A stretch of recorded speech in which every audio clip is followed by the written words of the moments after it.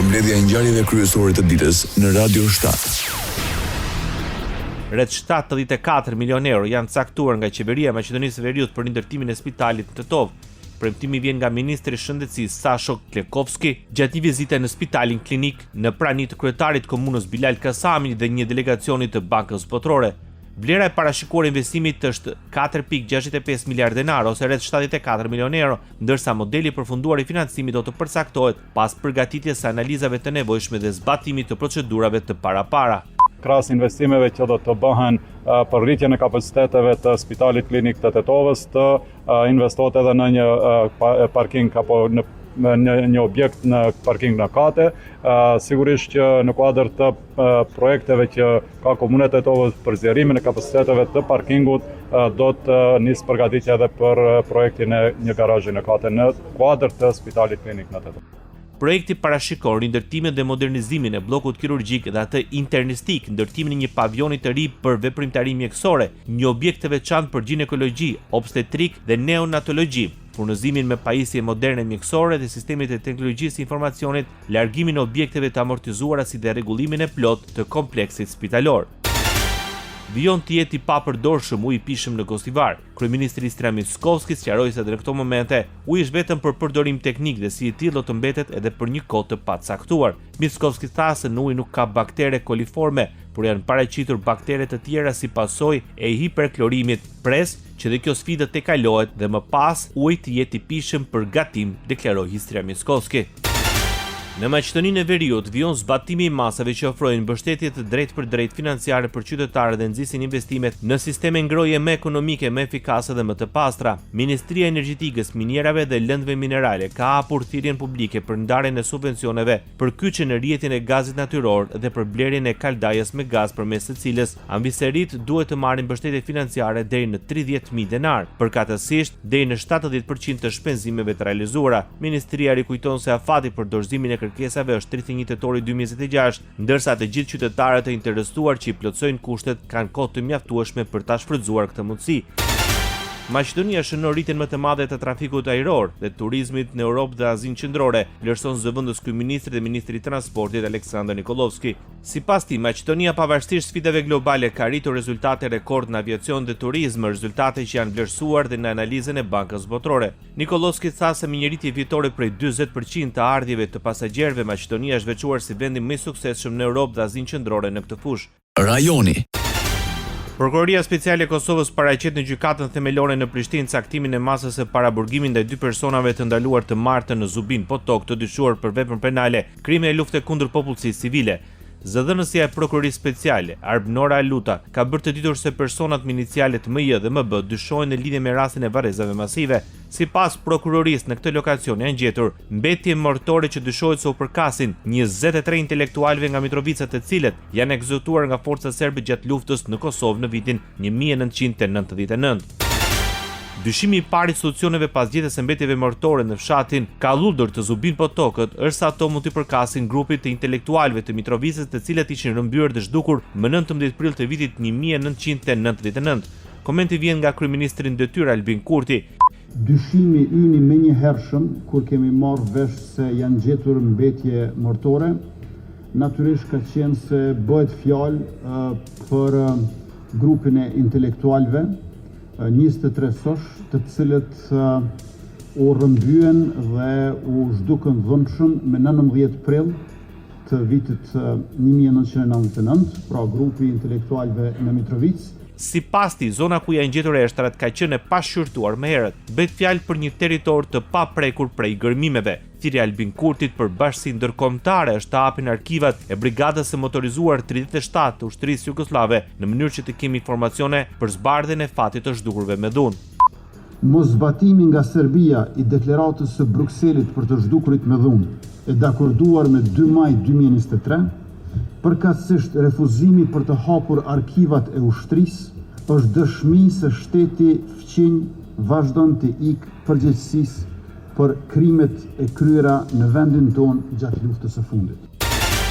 Autoritetet e Kosovës kryen gërmime të martë në një fshat në veri të vendit pas dyshimeve për një varrezë me mbetje mortore të një grupi shqiptarësh të vrarë gjatë luftës në vitet 1998-1999. Ministri i Detyrë i Punëve të Brendshme, Xhelar Zveçla, tha se gërmimet vijnë pas hetimeve 2 vjeçare dhe arrestimit të 2 të dyshuarve një ditë më parë në këtë rajon të vendit. Zveçla tha se bëhet fjalë për një barezë masive, por nuk dha më shumë hollësi teksa gërmimet vazhdojnë.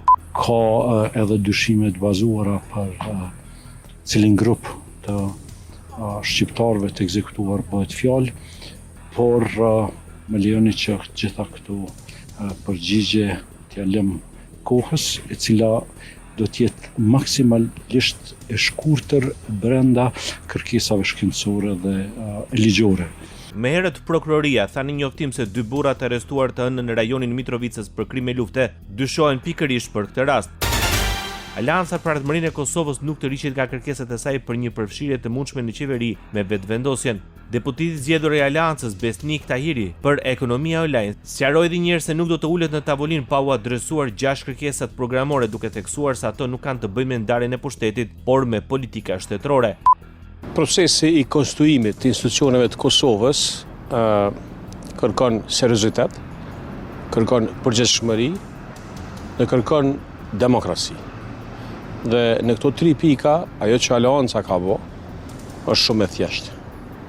Ka prezentu një opcion programor, si politika strategjike, të cilat janë jashtëzakonisht të rëndësishme për Kosovën. Aleanca ka bërë publike 6 kërkesa ku ato i konsideron si bazë për mbështetjen e procesit të formimit të institucioneve. Ato përfshin pranimin e projektit të gazit amerikan si projekt strategjik, nisjen e procedurave për ndërtimin e një termocentrali me thëngjell, rritjen e pragut të TVSH nga 30.000 në 100.000 euro për bizneset e vogla, lirimin e tokës së punuar nga tatimi në pronë, financimin e plotë të projekteve infrastrukturore dhe krijimin e një fondi prej 800 milion deri në 1 miliard euro për investime në Prishtinë.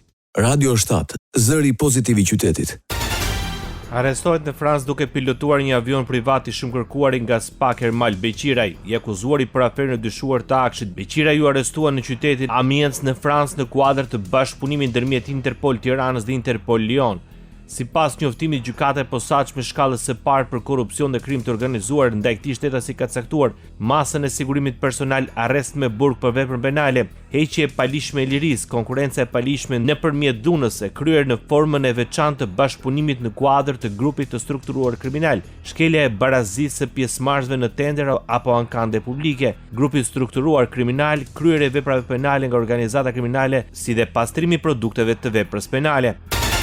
Ministri i Financave i Shqipërisë Petri Tmalej në konferencën e përbashkët për shtyp me drejtorin e përgjithshëm të doganave Besmir Beja dhe drejtorin e përgjithshëm të tatimeve Ilir Binaj pretendojnë se ekonomia shqiptare vijon të ndjek një trajektore të qëndrueshme rritje dhe konsolidimi gjatë 6 mujorit të parë të vitit 2026, ndërsa sipas tij treguesit fiskal dhe makroekonomik konfirmojnë ecurinë pozitive të saj. Për vitin 2026 ne parashikojmë që të ardhurat për frym të shkojnë në masën 12.200 euro, krahasuar me 11.355 që ishin në fund të vitit 2025. Sipas Malejt, xhira e deklaruar nga bizneset të urrit me 7% në 6 mujorin e parë të vitit ose me 1.3 miliard euro, ndërsa në fund të qershorit numri i bizneseve të regjistruara pranë administratës tatimore arriti në rreth 148.000 me një rritje prej rreth 12% krahasuar me të njëjtën periudhë të vitit kaluar.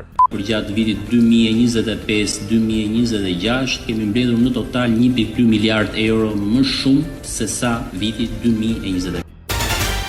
Vijon puna në bypassin e Tiranës. Me një gjatësi prej 21 kilometrash, projekti parashikon ndërtimin një rruge të kategorisë A. Ministri i Infrastrukturës dhe Energjisë së Shqipërisë Enea Karakaçi së bashku me drejtorin e Autoritetit Rrugor Shqiptar Ami Kozeli inspektuan ecurinë e punimeve për këtë vepër ku deri më sot ja realizuar mbi 30% e tyre.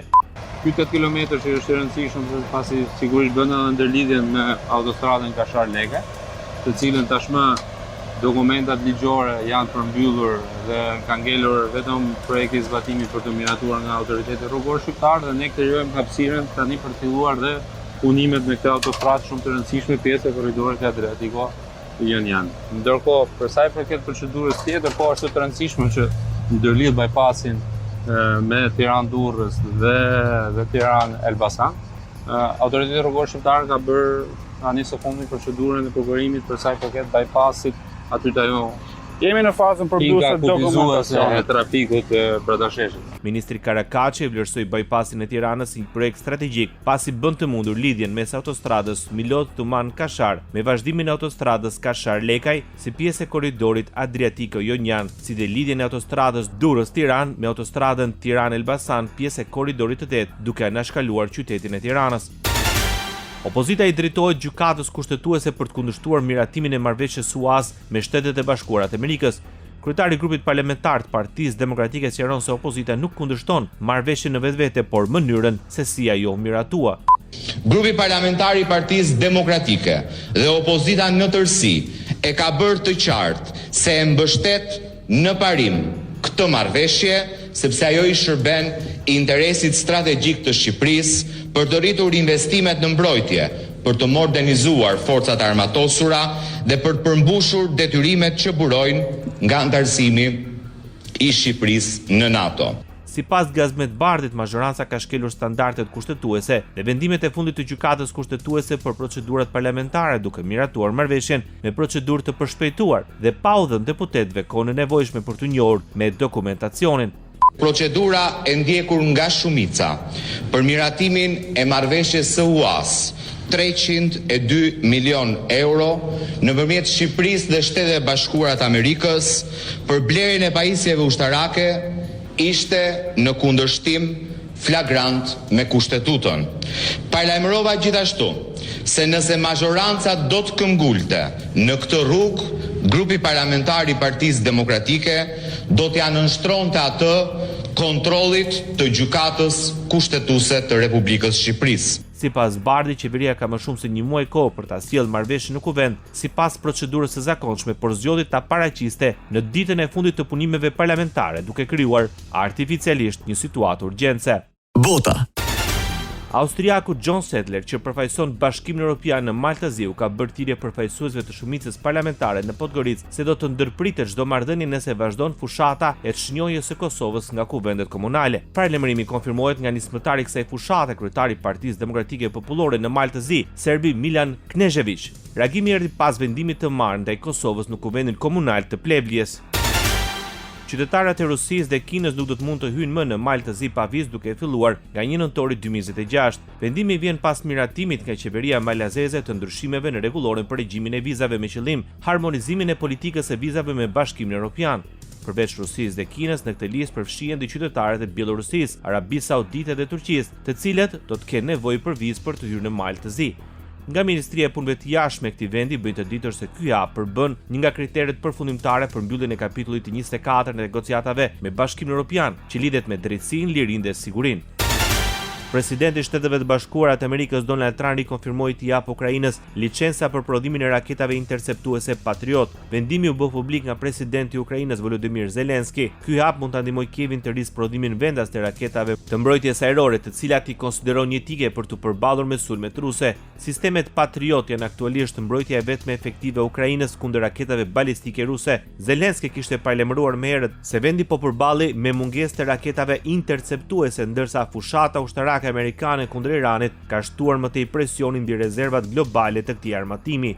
Pas takimit me dyert të mbyllura, Trump shkroi në platformën e tij Truth Social se bisedimet kishin shkuar shumë mirë, ndërsa dhe Zelensky cilësoi takimin si shumë të mirë gjatë intervistës për Fox News. Ndoqët edicionin informativ të lajmeve në Radio 7, zëri pozitiv i qytetit.